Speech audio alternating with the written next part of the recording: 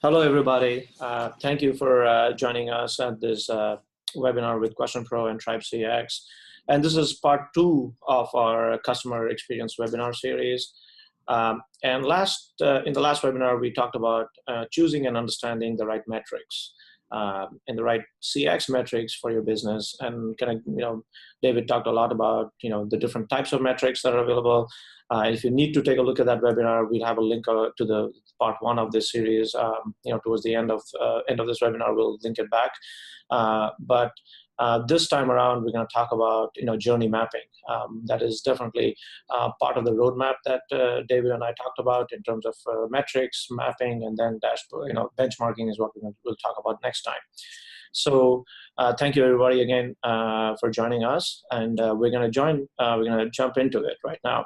So I'll give a quick introduction about myself. I'm the founder and CEO of Question Pro, and we serve about 2.5 million customers across 100 countries. We have a couple of different product lines, and CX is one of our latest and greatest product lines that we are launching, that we've launched actually in the last year, or late last year, we launched it. And our mission is to empower our customers to generate insights needed to make better decisions. And I'm super happy to be joined by my good friend David Hicks from TribeCX. Hello, David. Welcome back to the program. Thanks for joining us again. We had a great talk last time, and we're looking forward to thinking through the journey mapping with you this time around. Quick background on David, David TribeCX is a good partner and a great partner of Question Pro. We've done a lot of projects together, and he's been in the business for over 15, 20 years. And I'll let David go into it a little bit right after this. And TribeCX has consulted for many Fortune 500 clients in bringing their customer experience program online. And a little bit quickly about the Question Pro CX platform itself. And we've evolved the customer experience platform at Question Pro from being, effectively a survey tool into a kind of full-fledged CX platform with closed-loop feedback, detractor recovery, promoter amplification, and kind of multi-access reporting for an organization to truly embrace CX as a mantra. So that's what's been with us. So without further ado, David, love for you to join in, and welcome back. Well, thank you, Vivek. Thank you, Question Pro, for the second invitation. So this voice is David Hicks. I'm proud to lead the TribeCX business. Check's on its way, Vivek, in terms of those nice things that you said about me, but I've been in the field for a while. I had a real job before I got involved in consultancy. I also had hair then, but I used to be involved in customer experience at Royal Mail, plus an ad agency for Ogilvy for WPP, and along with a number of other practitioners, we built the Tribe business about a year and a bit ago. Let's jump in. In terms of the key areas that successful customer experience companies seem to have in common, they all seem to have some sort of customer metrics. As you heard last time, metrics, mapping, and benchmarking. We covered metrics last time. We're going to look at how to use customer mapping to ensure your customer experience program gets deployed and is optimized. And as last time, we went into a bit of detail first around what is customer experience, just to make sure that we're on the same page. Customer experience is not user experience. Customer experience is about ensuring that you understand every touch point you have with the customer, whether it's physical, web, whether it's on behalf of third parties. Every touch you have with the customer is adding to the experience in some rational way and some emotional way. And customer experience is about purposefully designing the rational and emotional components of your engagement with customers end to end across the life cycle with the customer. And as we said last time, you'll remember that this doesn't happen by accident. Great experiences are purposefully designed. They're engineered in the same sort of way as you'd engineer the closing tolerances in a Mercedes car door. Great experience is engineered with precision. It's persistently and consistently measured using great platforms like Question Pro, and it's also persistently and consistently executed by people who are tuned into this. Again, something you can measure using Question Pro. So it doesn't happen by accident, it's purposefully engineered. And what we're trying to get to is we're trying to make sure the how you make me feel is something that the organization purposefully designs. It's an intended experience. Whether you like it or not, you're delivering an experience today. If you can get a handle on how you make your customers feel, then you've got a chance of delivering a winning customer experience and one that differentiates your business against other organizations. And when you do this right, it makes a massive difference to the company. This is some work that's been done by Forrester over a number of years. They rank the performance of customer experience across North American organizations, watermark, then apply the S&P ratings to those organizations. And look at the difference in financial performance of those organizations that are doing well in terms of customer experience versus those that are doing less well. If you needed one slide, Vivek, to give to your clients to actually show the value of customer experience deployment, it's this one. It pulls apart the business impact of customer experience. Absolutely. Absolutely. So in terms of where folks get to in the customer experience typical maturity curve, organizations use platforms like Question Pro, VOC platforms to get a handle on the irritants in an organization. And along that bottom track, this is some work done by Forrester and Bain last year.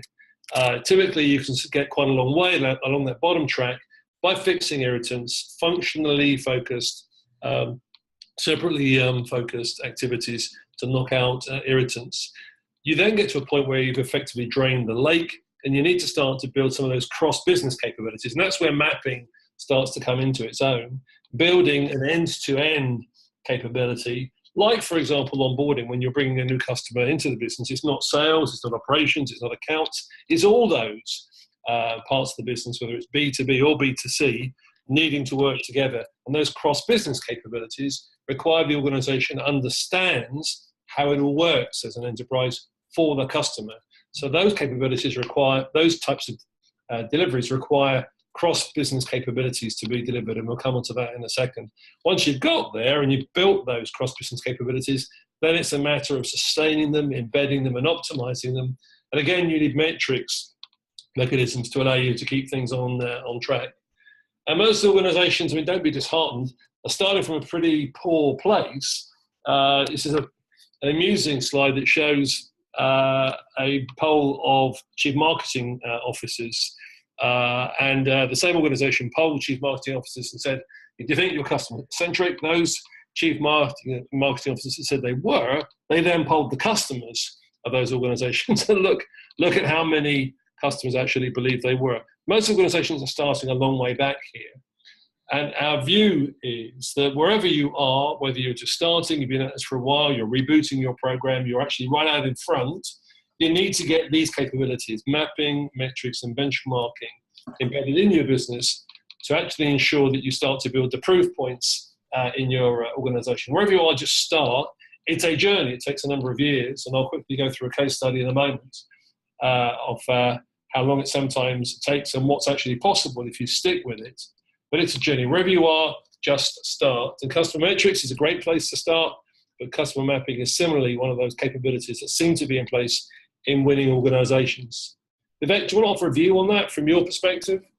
Absolutely. So, I mean, I think as we've talked to our customers, they usually start off with a single touch point, and that's what's worked very, very well for a lot of our implementations.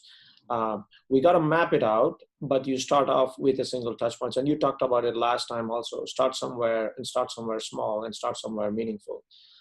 And our advice generally is around start somewhere where you believe the maximum impact is on a touch point. And for example, we were talking to, in a B2B context, is it just after you close the sale? Is it after the first 3 months after you close the sale? Or is it after the 1 year you close the sale in a B2B context? Where do you want to measure it? You want to measure all three. There are different places you want to measure.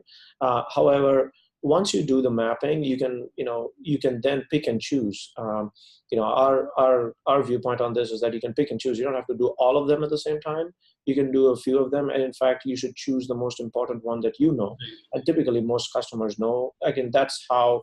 But that's going back to the mapping piece. How do you choose the most important? The first thing to do is to map it, and then you can choose. The mapping exercise. Most people think that, okay, if we map 15 different touch points, we have to start measuring all 15 of them, and starting to implement programs in play. But that's a Herculean task. So our recommendation, my viewpoint at least, is that you map it out, and then you choose. You pick and choose your battles, and you say, like, let's pick 3, let's pick 2, let's pick 1, frankly, and let's see what we can do to optimize that. At least that's kind of our thought process. So then, how do you map? And that's the next piece of the puzzle: how you actually map the end-to-end experience and get the organisation to zero in on those small number of touch points. It reminds me of a fantastic case study, though, in this area around the area of customer mapping. And keep in mind, Emirates Airline is the most profitable airline in the air. They've been at this for at least 10 years. Most profitable airline in the air. The next nearest is half as profitable as them. And when you ask Tim, or Sir Tim now, the chairman of the airline, why are you that profitable? He said, we're based in Dubai, so we can actually fly to and from anywhere. Our Maktoum, our owner, makes the cost of capital very cheap. But the main reason, the third reason, is that we've actually decided what our customer experience is, and we hammer that home every time we touch our customer. The business has been at customer experience for 10 years or more now. And 10 years ago, I was proud to meet a great guy called Craig Lee, one of the founders of the Tribe business. Nothing at all to do with customer experience. He was actually asked by Tim to take a look at a very small part of the business. More on that in a second. But he started in one place. He mapped it. He found the key areas, and he got cracking on it. And over time, over 10 years, he's developed the customer experience program that you see now. Now, customer experience is no longer just a competence, it's not a function. It's actually a competence deeply embedded in the business. It's not a function. It's not a team in the business looking at customer experience. It's embedded in everyone's job. It's everyone's responsibility. It's purposefully engineered, and it's purposefully measured. In particular, what they do is they train all of their staff, whether it's their employed staff, whether it's the third-party staff facing customers on their behalf, like the limo drivers and so on. Everyone gets trained on delivering the Emirates experience, but specifically they get trained on handling how to handle things when they go wrong. There have been some very public examples of things going wrong, for example, in some of the airlines in North America, where staff thought they were honestly doing the right thing, bumping customers off of a plane and leaving and putting staff on in place of customers. They thought that was the right thing to do. And you had those horrific examples of that going so badly wrong. But staff thought they were doing the right thing. In Emirates, you're trained on how to handle when things go wrong, so that you are, by instinct, delivering an on-brand experience. And the experience is engineered into everything. The surfaces you see people walking on here, the height at which these brands are actually positioned. The staff that are greeting you, their standing, their posture is something that they train staff. There's a diet and deportment part of the training for front of house staff. This doesn't happen by accident. It's trained into all of the staff that face customers. And this isn't something they dream up themselves. It's something they co-design with their customers. So the experience isn't just established and then presented to customers. No, it's built with customers, and the preferences of customers is built into where they can. The individual customer flying experience, you'll find that your place settings, if you're left-handed, they're set for a left-handed person. If you're particularly interested in certain magazines, those magazines will be loaded for you, and so on. Those preferences are understood. And this doesn't happen by accident. What you see here is an example in the first-class lounge area. The guy at the serving desk there is serving drinks, of course, but underneath that countertop is a small iPad, and he is listening to what customers are saying to pick up in particular whether any service issues that those customers experienced on the flight, up to the flight and on the flight, so they can be recovered on the outward section away from Dubai. So that person's capturing unstructured data so that particular customer's service recovery can happen either in flight on that plane or on the next leg.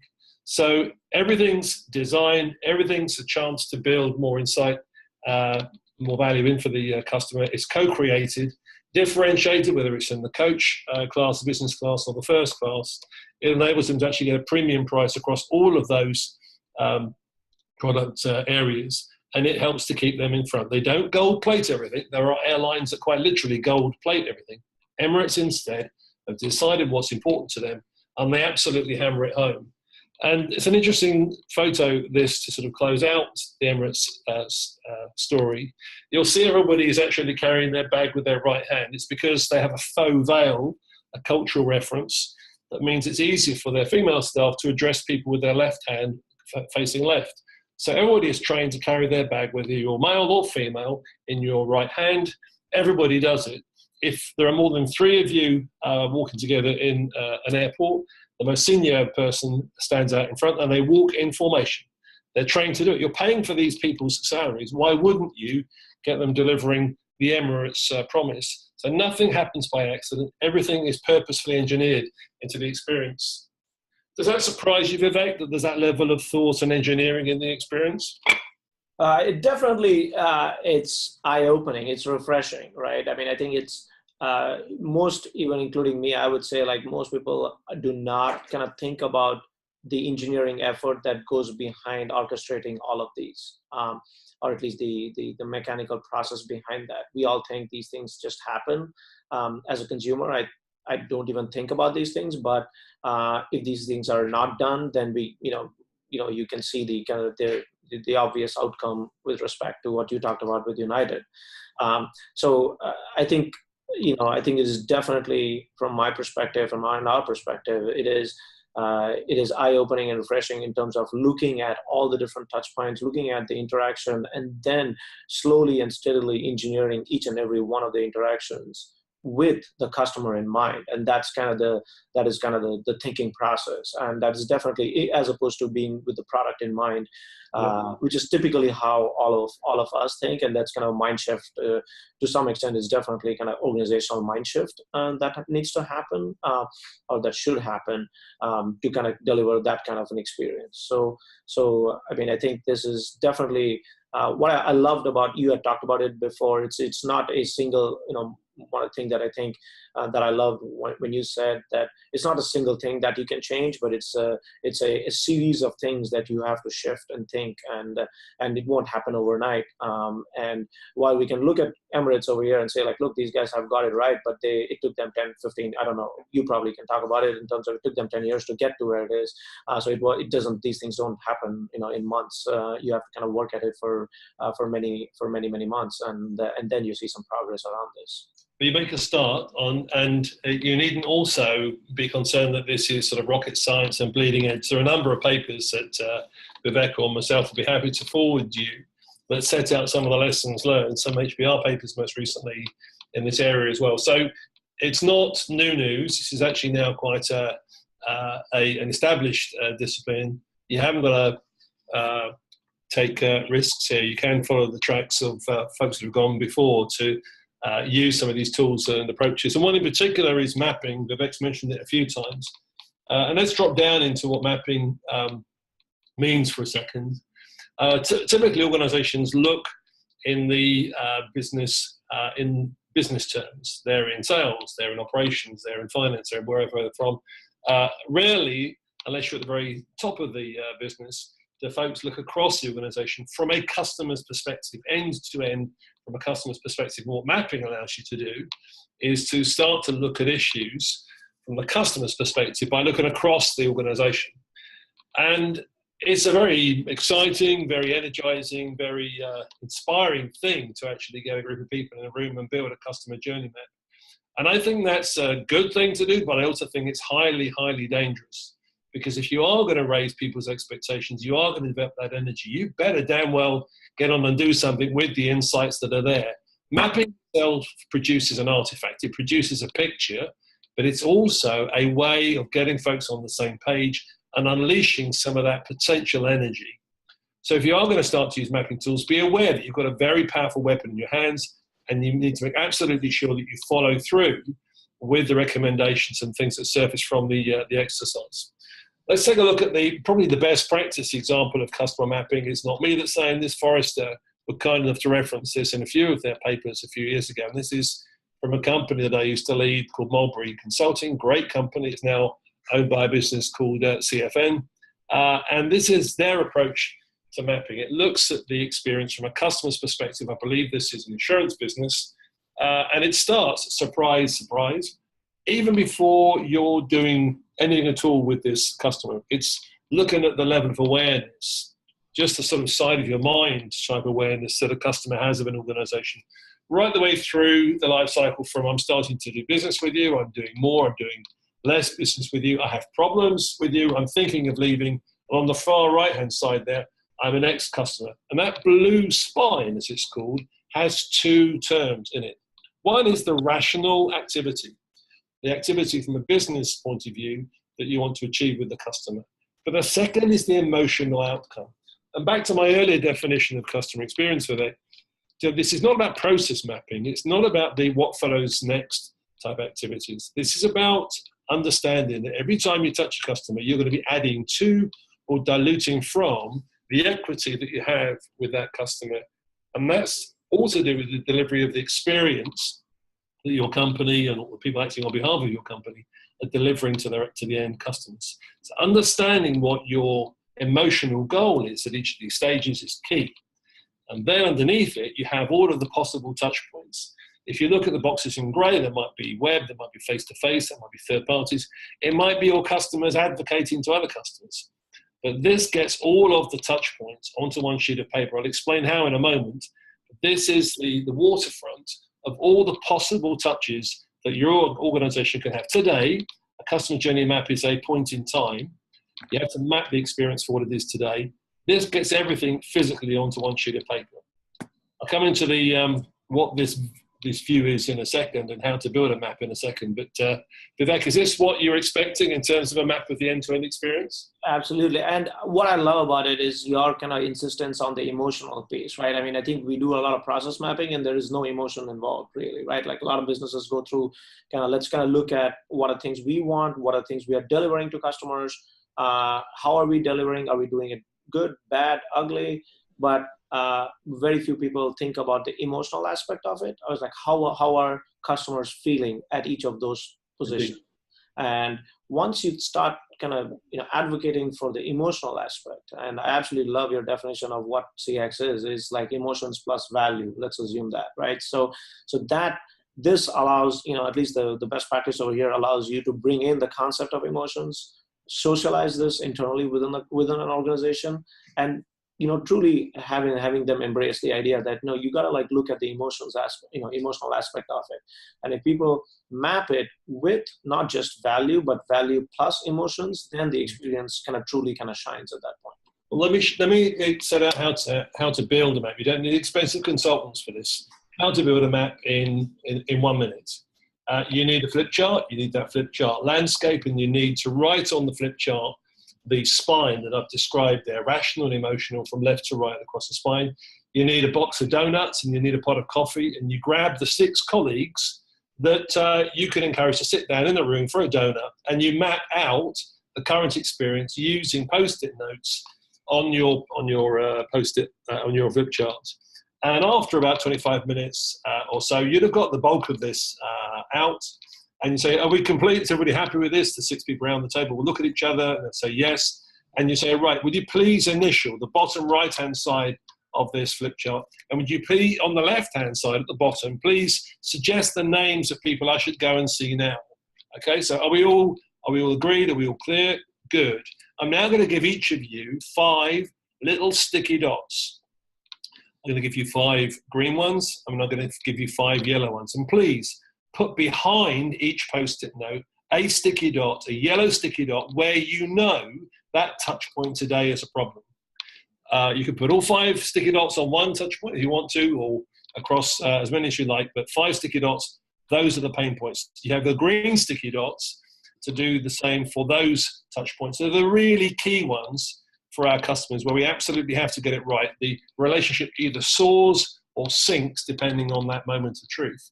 So you say thank you to them. They all get a donut. You say thank you very much. Next day, you grab those people that were put on the bottom left-hand side of the chart, and you do the same process again. Donuts, coffee, validate these touch points. Do you all agree? Sticky dots for the moments of truth and pain points. And over time, you ask them to sign the bottom right and suggest who else is it that needs to be seen. And over time, you've exhausted the names on the left. You've got a whole body of evidence of signatures on the right. And you have built an internally validated view of the end-to-end experience. And that is immensely powerful. A, because this is now owned. It's an artifact that's owned by everybody. It's got real ownership. Plus, what you've got, if you turn those Post-it notes over, is you've got this map. You've got the consolidated moments of truth and pain points. And where you see the red ones here, it's where you've got a moment of truth. That is also a pain point today. So what we've found, having done 300 or more of these, is if you then go research this with customers, it's almost always identical. Your frontline staff's view to the customer's view. The closer you get to the front line, the more accurate the picture will be of where those moments of truth and pain points are. And that's where the gold is. That's where if you fix those red boxes, the touch point there, those will have the greatest impact in terms of business efficiency and customer effectiveness. And that's also, surprise, surprise, where you need to put your metrics to ensure that you're actually delivering the experience at those moments of truth and pain points. Start there to find out how we're doing in those areas. And you can, with real rigor and real discipline, start to see if we improve in those touch points, we're actually lifting the customer's acceptance, customer performance at those key touch points. So that's getting some science into mapping, Vivek, and some science into applying the metrics at each of those touch points. Yes, David. I think going through this, even this mapping exercise allows, allows almost all of us to have kind of holistic view and then go ahead and pinpoint some of the areas. And it's actually very interesting where you say like, hey, look, the frontline staff and internal staff can identify and can map this out. You don't necessarily need to go out and conduct an expensive study with customers. You can do it internally, and that is of huge value. And we've done that internally within Question Pro, and we've definitely recommended that to our clients also. Hey, what a recommendation. And if you take a look at the Emirates business, they've actually taken this a step further. They've actually looked at those stages in the end-to-end experience that are relationship makers, relationship breakers, sources of frustration, sources of tension for their customers. And they've actually pulled out what are the key areas of the experience, what drives value for customers. You'll see confidence, time, safety, and so on. And what they've then done is they've overlaid that on their map. This is the Emirates map, rather than it being a linear map left to right. They've got more money than God at Emirates Airlines. This is an individually artworked. Every touch point has been individually artworked. You'll see their map of the end-to-end experience is a circle. Those blue boxes are the stages at the spine, and those green boxes are the individual touch points. And what you see as I build this is they've used this as a training tool to help train staff to deliver the Emirates brand experience at each touch point. Forrester, we're good enough to say this is an example of best practice. It's probably the best practice B2C map of the end-to-end experience. And if you'd like to see more detail on this, let us know. There are a few papers around the Emirates customer journey map and how it's used in their business. So my advice is that in terms of the end-to-end experience, wherever you are, whether you're just starting on this, whether you're actually well down the track, you're a seasoned practitioner, my advice is mapping is a powerful tool that allows you to equip people at the front of the business with the hard evidence, being able to see what it is they're doing that's driving value for customers. If you're just starting, it gets everybody on the same page and unleashes energy. If you're right out front and you're leading the pack on this, it's a tool that everybody in the organization should be equipped to do. It's probably the most powerful mechanism to get everybody onto the same page, literally onto the same page. And if you build it in that collaborative, collegiate way, it gets you very quickly to identifying the key touch points that you then need to put your metrics to ensure you're tracking performance. So Vivek, as I close out on this, best practice customer experience, it's now something that has been well traveled. You can actually learn from what's happened elsewhere. There are some very well established techniques, of which this one is a good example. We've got a number of toolkits around this, but folks need to build this capability in their business, and they can see how they perform relative to other organizations by benchmarking their customer experience capabilities using the excellent Question Pro platform, where you can calibrate and benchmark your customer experience capabilities.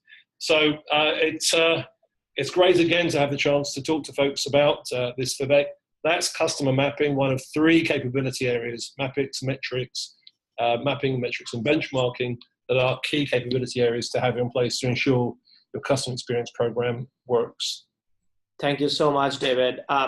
And we'll close this out in a minute, and a couple of questions have come up. And one of the things that kind of has come up is, when you go through this mapping exercise, how often, David, do you recommend that companies go through a kind of journey mapping exercise? Do you do it once and you kind of follow a blueprint for a few years, or do you do it every year, or do you, what's your kind of take on it? Great question. It actually needs to be managed. It's something a bit like data quality. If you do it once and leave it, it decays quite quickly.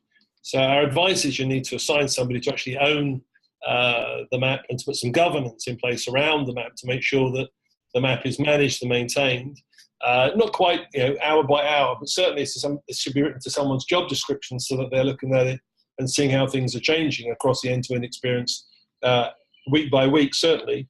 It's unlikely to change substantively, Vivek, more than every 6 months. So certainly getting a group of people together again every 6 months to check that the customer experience map is accurate, that actually helps to build and maintain and nurture the interest of customer experience champions. So the process of checking the map is accurate, the moments of truth and pain points are still the same or they've been improved. That helps to build the momentum and helps to reinforce the change management activity. But every 6 months, you should be purposefully reviewing it. Someone's job should be keeping it and maintaining it. It's unlikely you'd want to redo the map any more than every 18 months, so starting from scratch. Got it. That's helpful advice to everybody listening. And just a quick note, another question came up, and a quick note in terms of templates and toolkits available for journey mapping. One of the things that has already come up a couple of times in the Q&A sessions, and I can answer that really quickly. What we are doing is partnering up with TribeCX for most of the Question Pro clients. All our Question Pro CX clients automatically get access to the TribeCX toolkit platform. We are definitely deeply integrated with each other. So all customers who have the Question Pro platform already can access all the toolkits that CX Tribe provides, and of course you can, if you're not a Question Pro customer, you can buy the toolkit directly from TribeCX also. But Tribe has done a pretty amazing job in creating a set of tools and processes and models in play that really help you achieve, do some of the journey mappings and kind of thinking through those processes. So both those options are available if you are a Question Pro client. So that's one of the questions that came up. Is there any templates that they can use? And that's kind of the answer. And David, do you want to add to that? No, other than watch this space for next time. We're going to be taking a look at benchmarking the experience and how to get, in particular, the senior leadership team to start to take notice of customer experience as a potential area for business growth and business performance improvement. So these 3 areas of mapping, metrics, and benchmarking seem to be in place in organizations that have been successful in terms of customer experience. So thank you, Vivek and Question Pro, for the chance to set these out. Thank you so much, David. And yes, just to reiterate what David said, next month we'll have another webinar, and David and I will get together and talk again about CX, and more importantly, we'll dive into benchmarking and how that truly affects your CX program. So stay in the loop. We'll notify you by email about when the next webinar is. It's probably going to be next month, and we will take it from there. Thank you, everybody, and thank you, David.